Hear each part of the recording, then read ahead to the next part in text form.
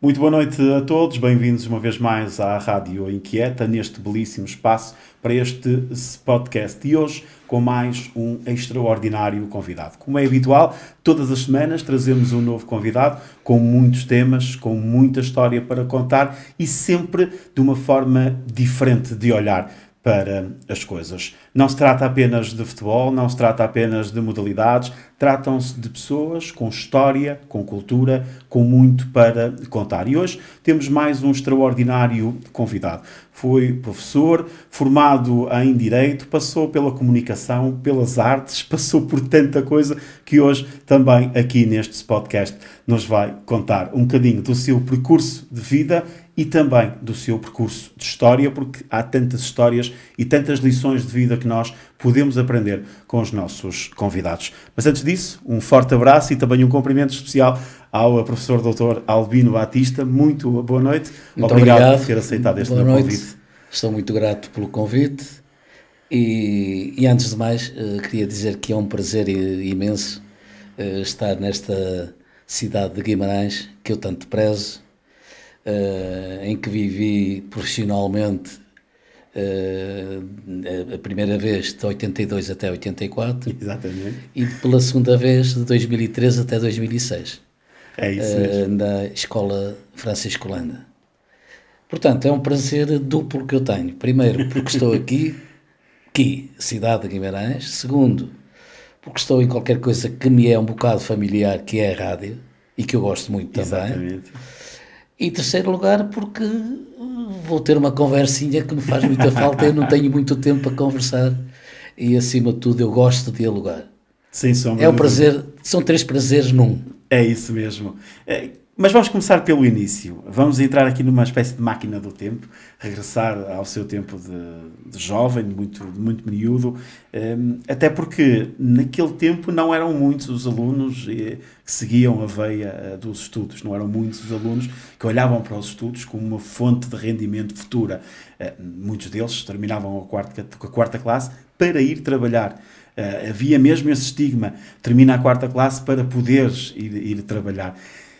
Já menino, já olhava para os estudos com outros olhos e dizia aos pais em casa: é isto que eu quero fazer, eu quero continuar a estudar. Esse tempo que me está a recordar, esse tempo de menino e moço, uma década de 50 do século passado, exatamente, uma década de 60 do século passado, são momentos que eu tenho muito presentes e que jamais esquecerei, sem dúvida nenhuma. Estava a falar em coisas que são reais e que eu tenho, de facto, de lhe dizer que não era muito fácil falar, nesse tempo, com os pais nesses termos. Pois. Nesses termos. Porquê? Sabe que bastava o espectro da guerra. Exatamente. Não para os pais também, obviamente, sim, mas claro, mais para nós, jovens, 13, 14, 15 anos, nós começávamos logo a pensar, e às vezes com um amigo mais certo, aquele amigo que nós chamamos de coração, exatamente, ou amiga, também não era muito fácil nesse tempo. Também não. Essas amigas não eram fáceis. Tudo muito dividido. Era tudo muito complicado. Sim.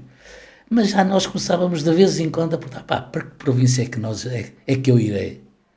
E que tu irás também. Exatamente. E então a conversa, um bocado da conversa ia muito para isso, ou uma notícia ou outra, que eram muitas, praticamente diárias. Não se esqueça de quando é que houve televisão em Portugal. Exatamente. Não é? É preto e branco. É preto e branco. E com as notícias e todas elas escolhidas. E eles é que escolhiam aquilo que passava. Então vamos falar mais à vontade. Exatamente. Nós estávamos em pleno fascismo. Claramente.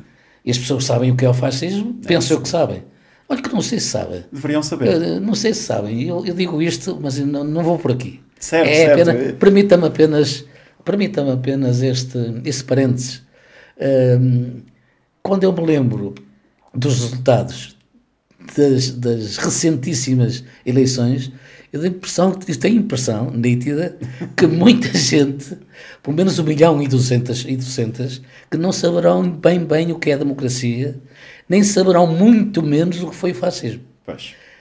Pronto, é apenas um... Professor, já lá vai a resposta, mas deixa-me perguntar-lhe isto, porque eu debato-me com isto já há muitos anos, e vou-me continuar a debater com isto durante muito tempo, que está a faltar literacia política, está a faltar cultura política nas escolas. Eu acho que devemos instruir os jovens para aquilo que é a política. Não vamos ensinar os jovens para ir para a política. Isso é outra coisa. Isso é a escolha deles. É a escolha de cada um.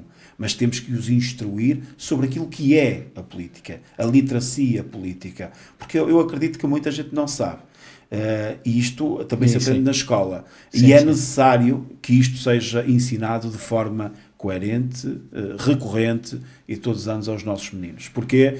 Porque depois vemos aquilo que aconteceu nestas últimas eleições, por exemplo, em que eu acredito plenamente, principalmente no distrito de Viseu, que houve um engano entre uma AD e uma ADN. E, portanto, está a faltar esta literacia política e tem que partir nas escolas.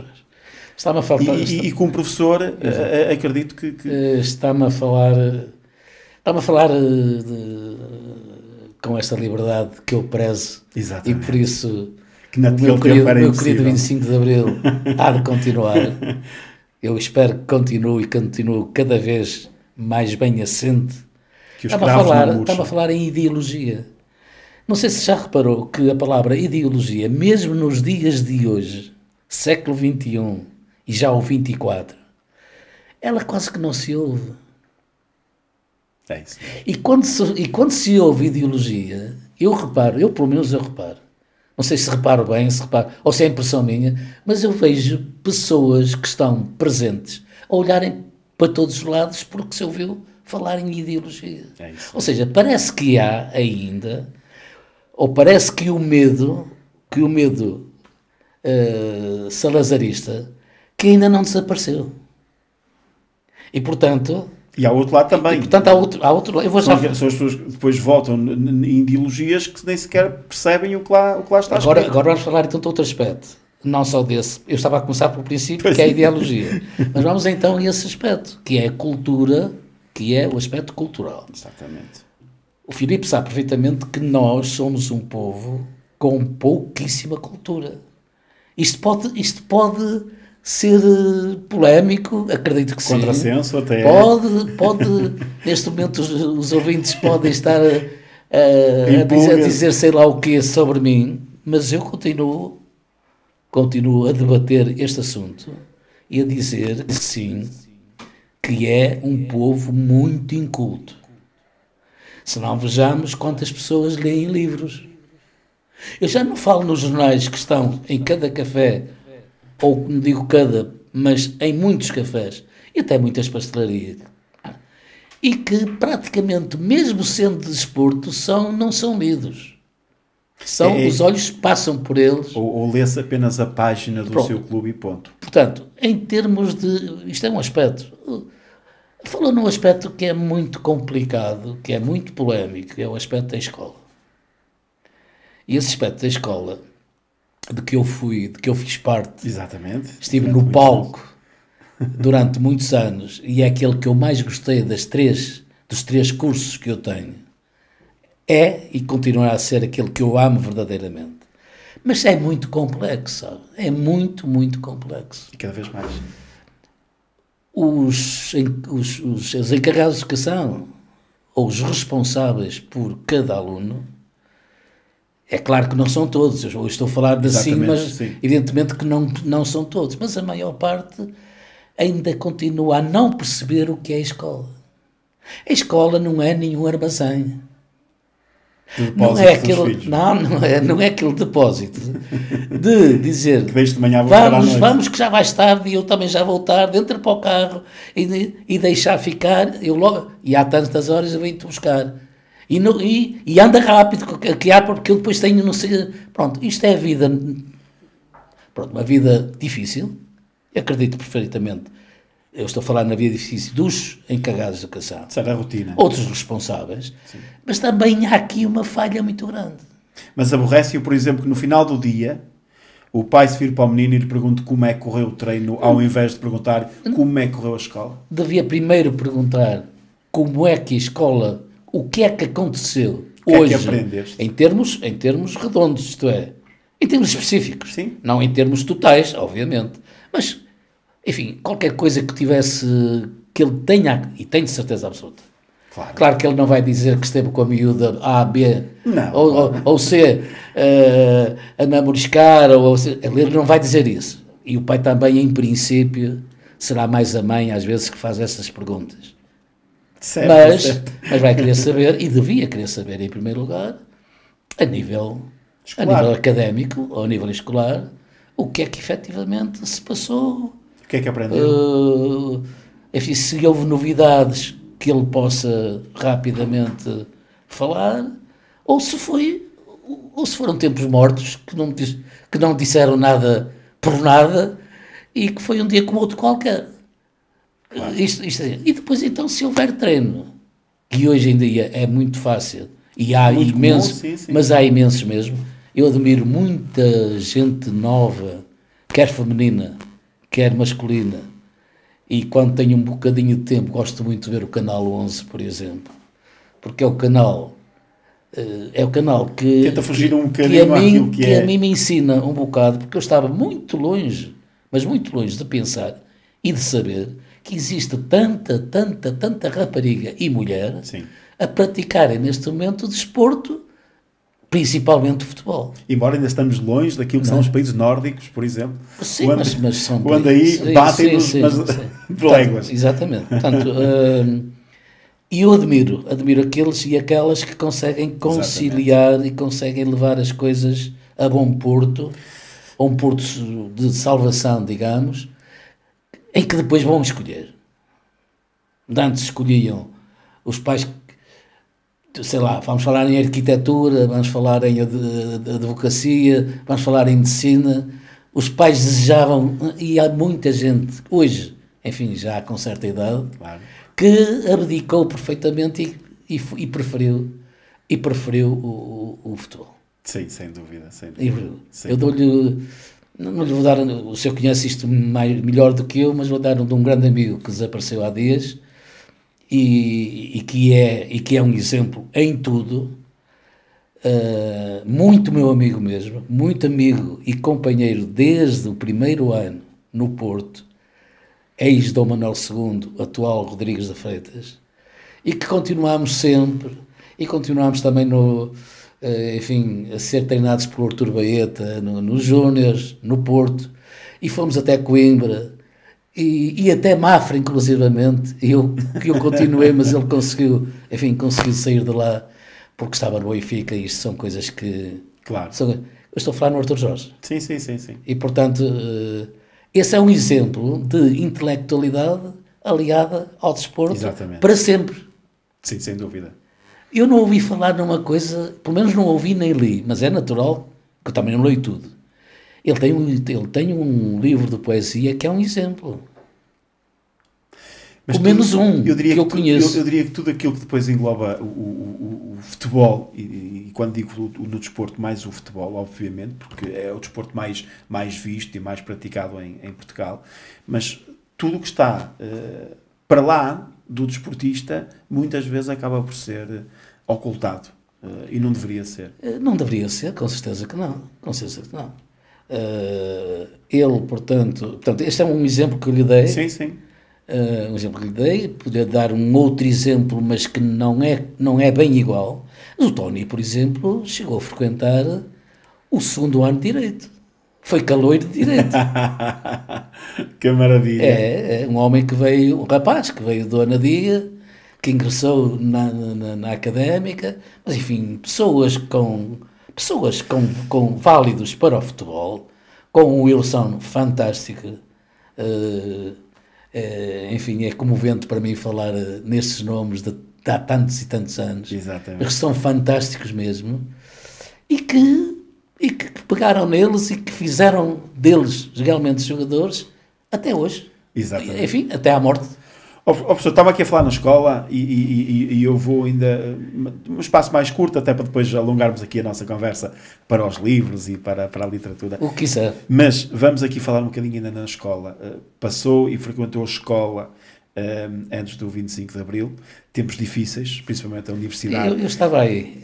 Eram com tempos muito, mas muito difíceis, sem liberdade total. Eu diria que hoje também se tem liberdade a mais, e a escola não é tão bem frequentada quanto deveria ser, principalmente nos estudos.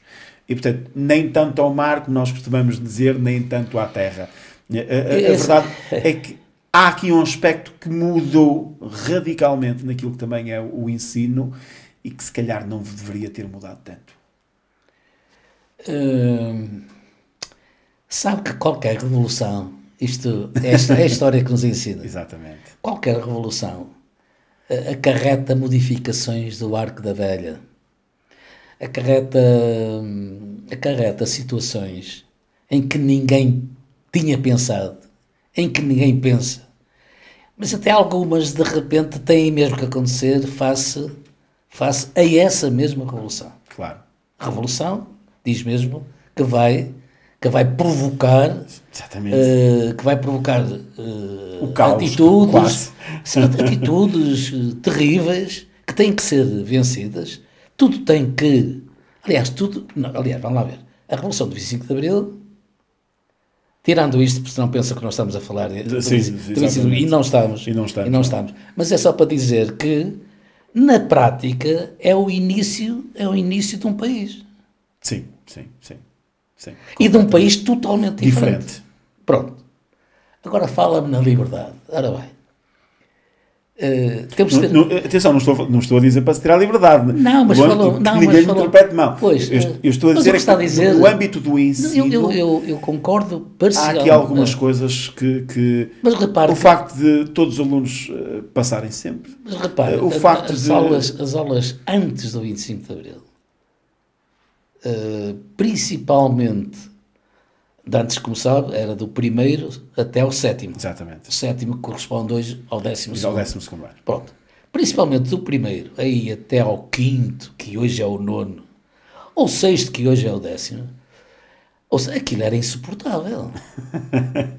Eram bofetadas, eram as canas que eram enormes, em que os professores normalmente, e as professoras, não se levantavam durante aquele tempo de aula. Mas acertavam. Mas acertavam bastante. Portanto, o aluno vinha da palmatória da ex-instrução primária. Certo. Não é a quarta classe. Da palmatória e das mãos a ferver, a aquecer, para outro espírito, que era um espírito de pressão. O aluno estava pressionado. Medo. Pronto, é isso mesmo. O medo é algo que persiste, e falei-lhe no medo há bocadinho. Esse medo transitou para isso, e nós vamos fazer 50 anos. Pois é. Mas transitou. E como transitou, é provocador de muitos aspectos que o senhor falou há bocadinho. Ou seja, o senhor repare, um rapaz ou uma rapariga que hoje tenha 15, 16 anos, quantos anos têm os pais em termos gerais? 40. Pronto. E 40, nós estamos a 50. Exatamente. Quem é que lhes deu... Já foi 10 anos depois. A esses pais, quem é que lhes deu cultura ideológica? Eu em vez de cultura política, eu prefiro dizer cultura ideológica. Quem é que lhes deu? Eu não estou aqui a garantir que ninguém tenha dado. Sim, mas era difícil. Há casos e casos. Mas não é fácil. Se olharmos para uma percentagem, diríamos que a percentagem é muito pequena. E o senhor daqueles sabe, que receberam formação. Pronto, e o senhor sabe perfeitamente que, como é óbvio. sabe perfeitamente que sendo nós, principalmente a Norte, principalmente a Norte, extremamente religiosos. Sim, conservadores. O senhor sabe perfeitamente que durante os primeiros 30 anos, eu não digo que hoje não se passe, mas principalmente durante os primeiros 30 anos, após o 25 de Abril, o púlpito era usado em momentos cruciais precisamente para uma teoria não evangélica, mas para uma teoria eleitoralista pró quem muito bem desejava. Sim, claramente. Mas está farto de saber disso? É. Portanto, é natural que os pais também, em casa, seguissem com a força do pai ainda, pai, embora a mulher com o 25 de Abril, algumas não sabem disto, a mulher tenha atingido um status quo fantástico. De humanidade, de chefe de família, quando antes do 25 de Abril eram objetos apenas, única e simplesmente. O direito ao voto. E algumas mulheres, não percebem ou ainda não perceberam isso. Portanto, tudo isto... está, mas vai entroncar naquilo que eu disse há pouco, falta de literacia política nas escolas certeza, e nas famílias. Mas eu é só para lhe dizer que o antes do 25 de Abril não podia haver essa tal liberdade, não havia mesmo. Mas depois de 25 de Abril, eu continuo a considerar que é um pouco natural haver excesso. Claro. Eu considero, claro que não considero totalmente, considero parcialmente que haja razões para que nós hoje, como o senhor há bocadinho disse, que haja demais. É natural. Eu considero natural. Agora, o que é preciso é que os pais tenham, não os filhos, os pais tenham esse conjunto de valores, esse conjunto de saberes, esse conjunto de conhecimentos dentro deles para que possam expressá-los aos filhos e de uma forma correta. Até porque a educação é feita em casa. A aprendizagem é na escola, mas a educação é feita em casa. Pois, mas o problema é que o pai se e a mãe... Se não for feita... Pois, mas o problema é mesmo isto, e as coisas são para ser ditas. É o novo riquismo que existiu na década de 80 e que hoje continua a proliferar. E, portanto, dentro desse novo riquismo há as questões sociais. Claro. E, portanto, a amiga Y ou o amigo Z fazem anos ou projetam um evento qualquer, é a necessidade de ir. Tem que ser. E tem que ser mesmo, não é? Pronto, mas há outras coisas que deveriam ter que ser. Prioridades. E não são. Claro. Professor, deixa-me fazer esta pergunta. Apesar de todo o estigma que hoje os professores estão a sofrer, porque estão, infelizmente, não progressão nas carreiras, o facto de se terem que deslocar para tão longe, eu tenho uma opinião muito formada que acho que o país devia ser dividido em três no que às deslocações dos professores diz respeito, mas sou eu que digo, portanto, eu gostava que o Ministério da Educação pudesse olhar para isto desta forma, o professor do Norte ficar no Norte a lecionar, o professor do Centro igual, e aqueles que necessitarem de um professor a mais para o Centro, vai buscar aquele do Norte, mas que está colado ao Centro, por exemplo. Evitar o mínimo as deslocações. Exatamente, acho que era importantíssimo para os professores. As proteções, proteção do professor também, no caso da escola, em casos de agressões, e não tem que ser físicos apenas, podem ser verbais, atenção. E a maior parte começam por ser verbais. Exatamente. Portanto, tudo isto tem que mudar. Ainda assim, professor, aquilo que eu lhe quero perguntar, e até estamos num registro descontraído e divertido, a classe professora continua ainda assim a única classe, na minha opinião, em que nós passamos na rua e atravessamos para o outro lado para ir cumprimentar o professor, porque tivemos com o professor naquelas disciplinas e que podia-nos ter dado umas duras na altura, mas que nós hoje olhamos para trás e dizemos assim, se calhar eu mereci. Mami, vou lá, olá professor, tudo bem? Lembra-se de mim? Que provavelmente não, mas porque é mais fácil nós, miúdos, reconhecermos o professor mais velho do que ao contrário. É bem verdade o que diz. É bem verdade o que diz. E é, digamos, um tónus, digamos, um remédio que se vê a olho nu, muito bom, e que de facto a aluna ou o aluno ainda hoje faz o que o senhor está a dizer, sem dúvida nenhuma. O que isso é muitíssimo bom, não é? É muitíssimo sem bom. Dúvida. Pese tudo aquilo que é o passado. Claro. E pese aquilo que é o presente. Sem dúvida. E pese aquilo que é o presente. Todos sabemos que isto que eu acabo de dizer não se refere a todos os professores, nem a todos os alunos, nem a todas as alunas, é impossível. Mas que há, de facto, mas que isso é verdade. Isso é verdade. Eu digo-lhe uma coisa, eu já não falo bem em relação, portanto, em relação ao ensino que que nós chamamos agora secundário. Sim, é Não, diferente. mas, por exemplo, lembro-me muito bem na instrução primária, Sem dúvida. da minha professora da primeira classe, segunda e terceira, a Dona Olinda, e eu tenho saudades da Dona Olinda. No entanto, levei uns bolitos. Pois é isso. Mas eu tenho saudades dela, pelo modo como ela falava, o modo como ela projetava a própria aula, sem aquela severidade, sem aquele provocar o medo, sem a intimidação, sem a pressão. Percebe? Era Exatamente. totalmente diferente disso. Mas totalmente. Claro. Mas não só. Olha, estou-me a recordar já um Oscar Lopes. Pá. Eu tive a felicidade de ter no terceiro e quarto anos um Oscar Lopes. Que maravilha. Um assombro. Um assombro. E no meu segundo curso, quem é que vou encontrar? Eu fiz o meu segundo curso a trabalhar. Certo. Portanto, eu ia de Braga para o Porto, para a Faculdade de Letras, e fazia os exames com frequência, durante X tempo. Certo. Quem é que eu encontro? Oscar Lopes. Era o diretor da Faculdade de Outra Letras. vez. Outra vez. Claro que me apresentei, fiquei Claro. imensamente contente. Claro. E eu faço ideia como ele não ficou, embora não fosse pessoa, era extremamente humilde, não era pessoa, enfim, para vanglórias, mas eu faço ideia que ele deve ter ficado contente Claro, também, não é? exatamente. É um exemplo que lhe estou a dar, é um Sem exemplo que dúvida, estou a dar. sem dúvida.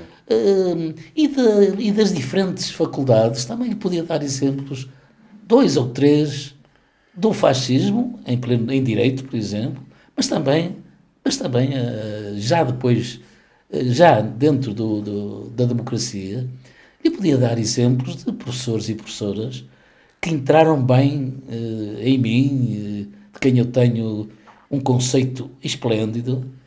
Podia-lhe falar em nomes também. Claro. Professor, vamos olhar para aquilo que foi também a sua formação. Direito inicialmente, depois tem outras... Filologia românica, estou a falar...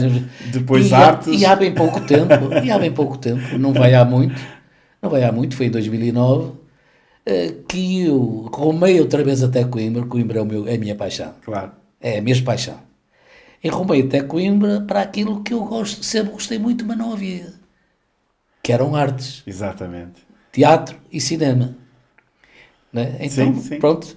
Então fui para estudos artísticos. E fiz o curso. É preciso ter assim uma dose de certa loucura para... Saía no Alfa, no primeiro Alfa, 3 vezes por semana, e regressava no último Alfa, que chegava chegava a Braga por volta das 22h30. Claro. Portanto, ia jantar ou semi-jantar ali pelas 23 horas e pico. Portanto, isto, lá está. Requer dedicação. Não, mas o problema é que não há eu penso que ainda não há máquina nenhuma para medir aquilo que se faz ou aquilo que se trabalha. Sim. Não. Mas eu trabalhava muito. Eu estou a falar novamente num curso que ainda foi feito a trabalhar. Pois, mais um. E quando digo a trabalhar é institucionalmente. Sim. Porque eu sou incapaz de não trabalhar. Que maravilha. Está a entender o que eu Claro, quero dizer? sim, não sou capaz. Não se pode estar parado. Eu depois daqui é natural que pare um bocadinho para relaxar um bocadinho. Para relaxar um pouco, mas sei o que tenho a fazer e é isso que eu vou fazer. É. Professor, um homem da rádio também, um homem da televisão, um homem da comunicação, como é que surge também essa entrada em si da comunicação? Isso foi logo no final da década de 70, com as célebres rádios piratas. Exatamente. E sabe tudo o que diz respeito. Fui desafiado para um programa cultural. E vamos nisso. Fui buscar um programa cultural que por acaso já estava iniciado por alguém, mas aquilo dá trabalho, não é? E na Rádio Braga, ex-Rádio Braga, estive lá mais de um ano, às quartas-feiras, das 18 às 19 horas, com o programa Poente, só cultural. Ajuda o facto de chegarmos ali final da década de 70 e depois da década de 80, estar ali incluído também naquilo que é a comunicação. ajuda para o próprio professor saber comunicar ainda melhor com os alunos depois no contexto da sala de aula? Ajuda, mas eu diria ao contrário. É? Eu diria ao contrário. O facto de comunicar muito... Ok. Perdia-se nas aulas. É que, não, o facto de comunicar muito, a mim, é que me provocava tudo o que fosse para comunicar. Ok. Para apresentar livros meus. Certo. Mas eram quilómetros. Ou então apresentar o livro de outro amigo, de outro colega. Exatamente. Por exemplo, uma terça, uma quarta, claro. uma quinta. Vamos lá. Percebe? Sempre disponível. Fundar, por exemplo, associações recreativas, culturais e desportivas. Por exemplo. A partir da década de 80 foi o expoente máximo. Na década de 70. E final de 70 e 70 e 80 foi... Expoente máximo daquilo que são portanto, eu as coletividades. Tinha muitas teclas, muitíssimas teclas, para fazer aquilo que eu gosto de fazer. Claro. E isto é para lhe dizer, e aos ouvintes, e aos queridos ouvintes, que não sou fanático. Ou seja, se eu viesse aqui só como poeta, por exemplo, em mim isso não existe. Faz. Ou se viesse aqui só como escritor, em mim isso não existe. É multifacetado. Não sei se estás a perceber. Se me estou a fazer entender. Sim. Não existe. Tem que existir muita diversidade de atuação para que eu me sinta efetivamente bem. Eu acho que até para a própria escrita, porque se tivermos uma bagagem muito grande, um know-how muito grande daquilo que somos e queremos e que tentamos explanar, a própria escrita flui, sendo a poesia ou não, de uma forma quase que inesperada. Porque se estivermos a seguir um guião, eu diria que depois a poesia era sempre igual, a forma de escrever era Ninguém escreve se não tiver memória, sim. Ninguém escreve se não tiver imaginação. E nós temos o nosso prémio Nobel, exatamente, que diz isso. Sem memória, nós não existimos. É isso mesmo. Portanto, ninguém fique espantado com alguém que faz um romance ou com alguém que escreve e que fiquem muito admirados como é que as coisas aparecem por lá. Exatamente. Porque parece andará a espiar alguém, andará... Ou como é que se lembrou disto? Quer dizer, não, é memória, imaginação. Exatamente. E a vida do próprio. É evidente que sim. Sim, muitas vezes sim. É evidente que a experiência do próprio, seja ela qual for, vai nitidamente influenciar o nível da escrita. Sim, sem dúvida alguma. E a escrita, professor, para avançarmos aqui na conversa... Tenho que me travar. Eu tenho aqui o relógio, que isso é um vício que eu tenho, mas não olho para ele, ainda não tive a hora de olhar para ele. E essa escrita surge como? São já alguns livros? Não, a escrita surgiu naturalmente. Mas não é de agora. Mas era um sonho que tinha... Uma coisa é escrevermos para nós e termos ali o nosso caderninho, o diário, e irmos escrevendo. Outra coisa é aquele pensamento puro e genuíno de dizer: eu quero publicar um livro. Não, isso veio muito depois. Não, eu comecei a escrever por causa da minha mãe e por causa dos tempos que vivíamos. Certo. Eu fui sempre de sair pouquinho de casa. Ou seja, de conviver muito pouco com os meus colegas, mas muito pouco mesmo. Então, eu lia. Mas depois, além de ler, e contra isso, não foi por ninguém, nem foi por nada, foi por mim que, a certa altura, me dei a escrever. Tinha uns 13 anos, talvez. E o quê? E eram umas páginas já, manuscritas. Certo. Um conto policial, por exemplo. Que maravilha. Por exemplo. E fui fazendo isso ao longo desses anos, até aos 17, em que entro na Faculdade de Direito em Coimbra, 1964. E lá tenho na casa onde eu fui habitar, tenho dois colegas, caloiros também, mas eram de germânicas, que já escreviam poesia num jornal, salvo erro, Travessa das Almas, no Porto, numa paginazinha certo. Cultural. Foi desafiado. sim, foi desafiante e que eu aceitei imediatamente. Claro. São as minhas primícias, digamos, literárias em poesia. Oh, professor, é mais fácil, esta pergunta não é controversa nem nada que se pareça, mas é mais fácil a geração do professor, e eu diria que mesmo a minha geração, porque eu cresci até à idade adulta sem telemóvel, porque não existia telemóvel. Portanto, é mais fácil para a sua, para a minha, para aquela que está na intermédia, criar-se memória do que hoje em dia os miúdos criarem memória para o futuro. Ou seja, nós hoje recordarmos do tempo em que tínhamos 13, 14, 15 anos e vem-nos muita coisa à memória. E lembramos-nos das conversas, dos risos, das vezes em que nos mandavam calar porque estávamos a falar alto até à meia-noite e por aí fora e por aí fora. É mais difícil estes miúdos hoje com o telemóvel, com as tecnologias, muito mais egoístas, entre aspas, porque tantas vezes os vemos numa mesa de 5 pessoas e estão 5 ao telemóvel. Olha, eu começo falta criar-se estas memórias. Eu acho que percebi a sua questão. Eu começo por dizer que a juventude é fantástica. Eu adoro a juventude e sou incapaz de atribuir nomes à juventude atual ou não seja atual. O problema é que tudo o que é atual é necessariamente diferente do que era há 10 anos. Já que estou a colocar... Do que era o atual há 10 anos atrás. Sim, já que estou a colocar só apenas 10 anos. Agora vamos ver uma coisa, vá lá ver. Já há bocadinho falámos em pais, e isto é preciso muito cuidado, porque há pais que se melindram profundamente. Eu não estou aqui para melindrar ninguém, nem é a minha intenção, rigorosamente, nenhuma, atuar assim. Não gosto de atuar assim, gosto de dialogar apenas. Mas também gosto de dizer as coisas, não é? Agora você veja, quando, tecnologicamente falando, nós estamos a viver momentos de uma velocidade atroz,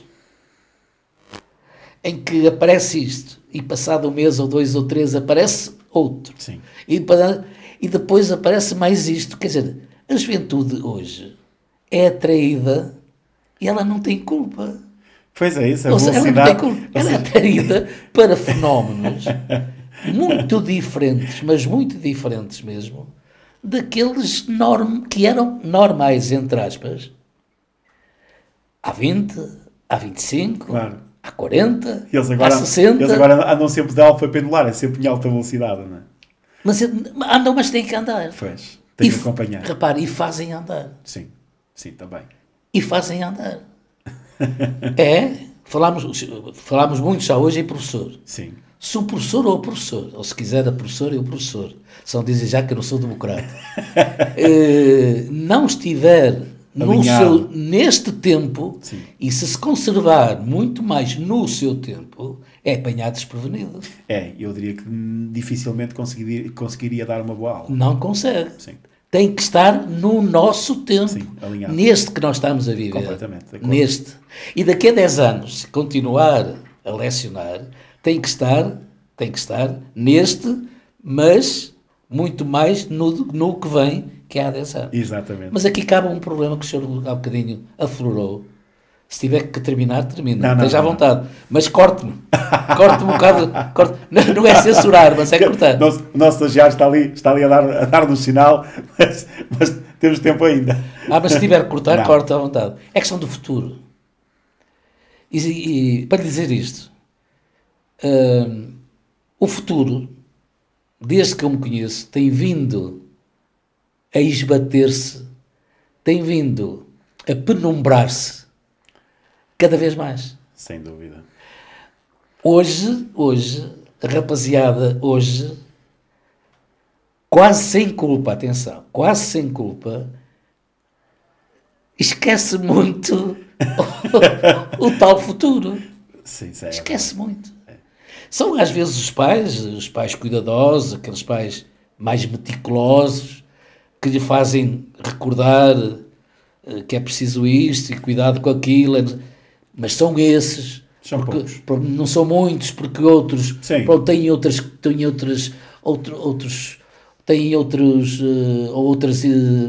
vantagens, que consideram vantagens. O futuro é que está cada vez mais esbatido. Futuro para quê? Futuro para quê? Eu ouço. Mas isto tem que levar um ponto de interrogação Eu ouço. muito grande na cabeça dos jovens, não é? Isto do futuro para quê? Ora Tem bem, que levar um ponto de interrogação. Tem, mas quem é que vai dar e como? Pois, esse é que é o problema. O que nós estamos a ver na realidade, estamos a falar só estou a falar em Portugal. Sim, sim. Não estou a abranger, só estou a falar em Portugal. Embora eu conheça bem o estrangeiro. Sim, e não foge. Aqui, isso vai estar a cargo de quem? Pois. Quando o senhor tem currículos no ensino secundário, básico, secundário e até universitário, o senhor tem currículo de há 30 anos ainda. Sim, sim. E normalmente há pouca reformulação. É verdade. Há pouca depuração da parte curricular. Sim. Não é? O senhor já imaginou o que é... E repare, eu vou falar num romance que eu adoro. Enfim, num escritor que eu adoro. Os maias, há quantos anos são estudados os maias? Eu diria que quase desde sempre. Não há mais? Onde é que estão os escritores novos? Não E isso depende de quem? E isso está no foro de quem? Isso é o Ministério da Educação que tem que meu explorar isto. Então não é? Então não é. É isso mesmo. Era aí que eu queria chegar. Exatamente. Eu levei a esse ponto, desculpe lá. É isso mesmo. Mas, para não ser eu a dizer, mas é verdade. Não, é verdade. É a realidade. Professor, vamos aos livros. Rua das Castanhas. Rua do Castanho. Do Castanho. E mais recentemente Floresta Rasgada pelos Gomos. Como é que surge este? Um é de 93, que eu gosto muito. Já são 3 edições. Exatamente. Da Rua do Castanho. E este, o último que o senhor citou, é muito recente. É o mais recente. É de janeiro de 2024. Exatamente. E agora, a pergunta está bem feita, porque eu, enfim, dá-me a oportunidade de falar numa coisa que... Não, porque é curioso o nome. O nome é curioso. Os nomes, essas coisas saem.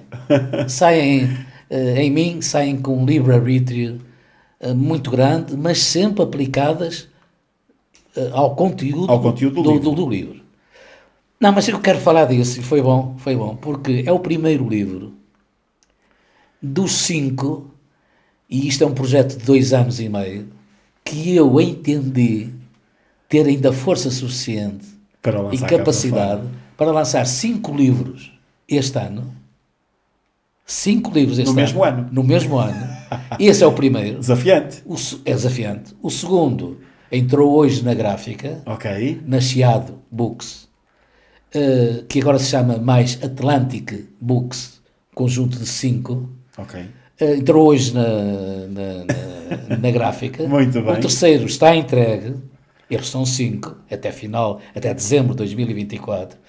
Porque é, para mim... Mas já começou os outros 2 que faltam? Ou não, estão todos terminados. Ok. Então...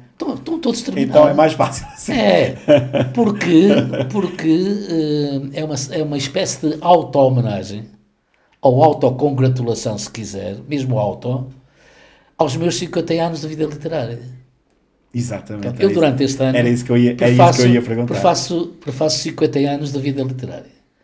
E, portanto, é um projeto que tem 2 anos e meio, é um projeto em que eu entendi que tinha força suficiente para suportar o projeto. O 5 tem a ver com os 50, com os 5 tem a ver com 50, tem a ver exatamente. Tem a ver exatamente com os 50. Que maravilha. E, portanto, já lhe respondi, isto era... ficaria desapontado se eu não falasse. Se eu não, tinha que falar, claro. Já lhe respondi. Tinha que falar. Já lhe respondi. E foi entregue hoje na gráfica a apresentação e eu naturalmente eu quero receber o convite para estar nessa apresentação. Eu vou-lhe mandar, ou entregue pessoalmente, mas como a sua vida é... Não, mas eu posso estar presente na apresentação, porque eu gosto de sim, mas fora... não falemos ainda nisso. Falemos na oferta que eu quero fazer. Muito obrigado. À Rádio Inquieta e a si, Filipe Félias, dos 5. Muito obrigado. Ora bem, portanto, eu só estou à espera que o segundo venha a lume, e eu, quando o segundo vier a lume, e tenho que pedir mais do primeiro, porque já foram todos, eu trago-lhe aqui, sou palavra de homem, eu trago-lhe aqui esses 2. para oferecer. Muito obrigado. Mais um, 2, mais um para a rádio. Muito obrigado. E depois, quando vier o terceiro e o quarto, farei a mesma coisa. E lá para dezembro farei no último, que é um romance. E voltamos a conversar aqui mais. E olha que é um mais romance de bocadinho. 400 páginas. 400 páginas, 400 que maravilha. E voltamos, nessa altura voltamos aqui a Ai, conversar. com prazer. Terei muito gosto em vir aqui. Mas eu não posso terminar sem lhe fazer esta pergunta. Faça favor.